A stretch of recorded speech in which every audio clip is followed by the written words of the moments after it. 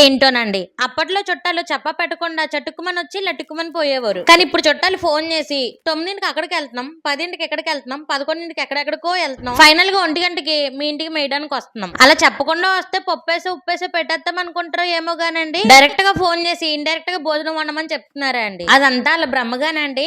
మా గోదావరి ఇంటికి వస్తే పొద్దున్నైనా సాయంత్రం అయినా మధ్యాహ్నం అయినా మిడ్ నైట్ అయినా చెప్పొచ్చినా చెప్పకుండా వచ్చినా ఏ రీజన్ తో వచ్చినా సరే ఉన్న దాంట్లో బ్రహ్మాండంగా పెట్టి పేరు మాత్రం పోనిచ్చుకోమండి. అన్నట్టు మొన్న ఒక బ్రదర్ కామెంట్ పెట్టారండి, ప్రతి ఒక్కరికి మాట్లాడితే గోదావరి అని చెప్పుకోవడం ఫ్యాషన్ అయిపోయింది అని. ఇదిగో బ్రదరు, నువ్వు దాన్ని ఫ్యాషన్ అని అనుకో, ప్యాషన్ అని అనుకో, ఏదైనా అనుకో, మేము అలా చెప్పుకోవడానికి గర్వంగా ఫీల్ అవుతాం. ఇండియా ఈజ్ మై కంట్రీ అని చిన్నప్పుడు నువ్వు ప్లెడ్జ్ లో ఎంత గర్వంగా చెప్పావో మేము గోదావరి అని మేము అంతే గర్వంగా చెప్పుకుంటాం. ఇంతకీ వచ్చిన వాళ్ళకి ఏం కూర ఉండవు అని అడుగుతారేమో, ప్రాన్ మసాలా చేశానండోయ్. సరే గానీ వీడియోకి లైక్ కొట్టి సబ్స్క్రైబ్ చేసుకోవడం మర్చిపోకండి.